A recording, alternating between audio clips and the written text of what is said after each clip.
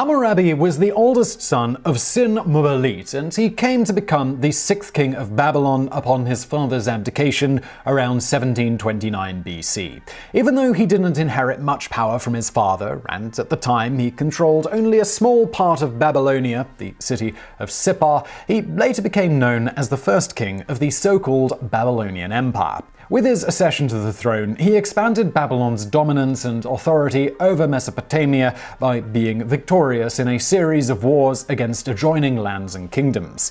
In his almost 43-year reign, he became the greatest conqueror Babylonia had ever seen, and his empire dominated all of Mesopotamia. Despite Hammurabi's success as a conqueror and king, he is best remembered not for his accomplishments on the battlefield, but for being a great reformer and legislator. Most pertinently, Hammurabi produced and organized a set of laws known as Hammurabi's Code, which is one of the first set of written laws in history and the most influential among these early written laws, particularly as it is hypothesized that Hammurabi's Code directly inspired the laws of Moses, among other evidence owing to the extreme similarities between the two sets of laws. For example, Law 196 of Hammurabi's Code states in part, "If a man destroy the eye of another man, they shall destroy his eye. If one break a man's bone, they shall break his bone."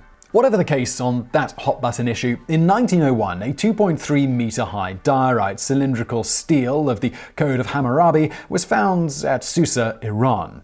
At the top of it is a bas-relief image that portrays Shamash, the sun god, also known as the god of justice in the Akkadian, Assyrian, and Babylonian pantheons, handing the code of laws to the king, who then disseminated them as outlined by said god. In total, Hammurabi's code given to him by Shamash consisted of 282 laws, and punishments vary depending on the socioeconomic class of the accusers and the accused. Some of the main topics, among others, include dealing with theft, agriculture, destruction of property, marriage and the rights of two parts therein, women's rights, children's rights, the rights of slaves, murder, and the death penalty. The included laws were quite harsh and did not forgive any ignorance of the law, as the code was placed publicly so that all could see it. However, the majority of the people at the time could not read, and so fatal misunderstandings are thought to have occurred frequently. Nonetheless, because these laws were so publicly displayed, this forestalled a common practice of many peoples around this time, with oral laws often being only known in detail by the elite, and thus even where the elite were supposed to be subjected to them, they could often get around this easy enough, at least when dealing with those of the lower classes. As for how punishments were determined, as you might have guessed from that eye for an eye bit, the basic tenet of the laws was that the punishment should not be heavier or milder than the crime committed. This also thus not only set the punishment, but the limits on revenge one could get if someone committed a crime against you. This attempt at fairness was something markedly different than, for instance, the infamous draconian laws, where even certain slight offenses could see a person receive the death penalty, which we'll get into shortly. Hammurabi's Code is also one of the first known in human history to have some level of presumed innocence. It also allowed for both accused and accusers to present evidence in the case, among other such things that today would be considered obvious and fair, but at the time was something of a revolution. That sun god, apparently he really knew what he was doing. Additionally, the administrative law system of the code was seemingly well ahead of its time. Hammurabi divided the empire into large regions in which he installed trusted commanders, like today's governors, with whom he kept a correspondence about the administration of those regions. In addition, there was an independent authority that controlled the local commanders for possible arbitrariness and disobedience to the king's laws, keeping even the elite in check. Accomplished judges administered the legislation, and they were also observed by Hammurabi's council and advisors. Hammurabi's Code also helped to develop a considerable progressive educational system, and the literacy percentages inside the empire exploded, making the Babylonian citizens some of the most educated and sophisticated that the world had seen up to that time. All that said, despite the Code of Hammurabi being one of the most well-written and advanced legal codes of antiquity, as alluded to, today it would be considered ridiculously harsh, inhumane, sexist, and even irrational in many cases. To give you a little taste of some of the items. Law 129. If a man's wife has the finger pointed at her on account of another, but has not been caught lying with him, for the husband's sake she shall plunge into the sacred river. That said, in order to forestall fake accusations on this one, Law 127 states, if anyone point the finger at a sister of a god or the wife of anyone, and cannot prove it, this man shall be taken before the judges, and his brow shall be marked, with it presumed that this was done through cutting the skin on his brow. Further, if it be proved said accuser was lying, Law number 3 covers this and many other such false accusations. If a man has borne false witness in a trial or has not established the statement that he has made, if that case be a capital trial, that man shall be put to death. Moving on from that, a bit ahead of its time, Law 142 had a facility for a woman to divorce her husband, stating, if a woman quarrel with her husband and say, "You are not congenial to me," the reasons for her prejudice must be presented. If she is guiltless and there is no fault on her part, but he leaves and neglects her, then no guilt attaches to this woman. She shall take her dowry and go back to her father's house. A few other laws include, if a man has struck a free woman with child and has caused her to miscarry, he shall pay 10 shekels for her miscarriage. If that woman dies, his daughter shall be killed. If it be the daughter of a plebeian that has miscarried through his blows, he shall pay 5 shekels of silver. If that woman dies, he shall pay half a mina of silver.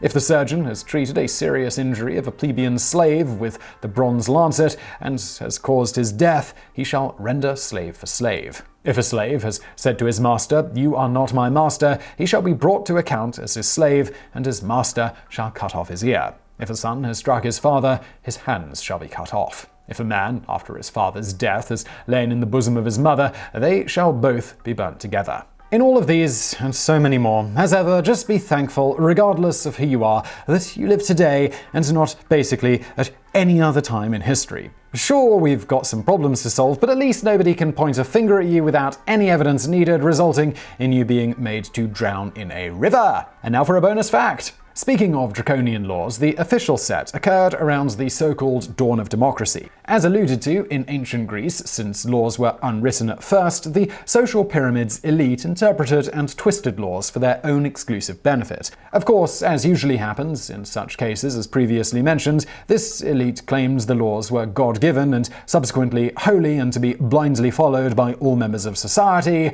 except themselves. At this time, however, something somewhat new to recorded history started to happen. People began initiating widespread protests against the so-called noble and holy habit of creating and interpreting laws to benefit themselves. The common people thus demanded a single written and organized legal system that would be fair and practical for every social class. Enter Draco, 650 to 600 BC, a legislator of Athens in ancient Greece. Although usually regarded as the first lawmaker in Athenian history, in reality, 6 men preceded him in institutionalizing unwritten laws and codes. Although obviously, from the first half of this video, Draco was far from the first person to document a complete system of laws, he is widely considered the first democratic legislator in recorded history, given that he was the first lawgiver to write a codes of law following overwhelming request from the citizens of any ancient city-state, with Draco commissioned by the people for such a task in 624 BC. In 621 BC, he delivered a comprehensive and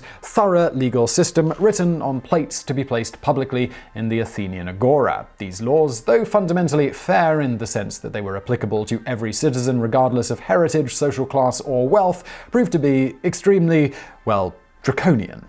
The punishments for minor offenses were ridiculously harsh. For instance, the theft of a piece of fruit or sleeping in a public place were both punishable by death. Similarly, minor offenses could easily see a person turned from a free citizen into a slave. Naturally, the harshness of the punishments caused a lot of controversy and resentment within diverse circles of Athenian society, from the wealthy to the poor men. Unsurprisingly, only 30 years later, most of the draconian laws were abolished and replaced successfully by a set of reforms and laws created by one of the so-called 7 sages of the ancient world, Solon. His goal was to create a relatively fair system that would also appease members of all levels of society. Solon is thus widely considered the father of modern Western law and often credited as the Athenian who laid the foundations for the city-state's later so-called perfected democracy.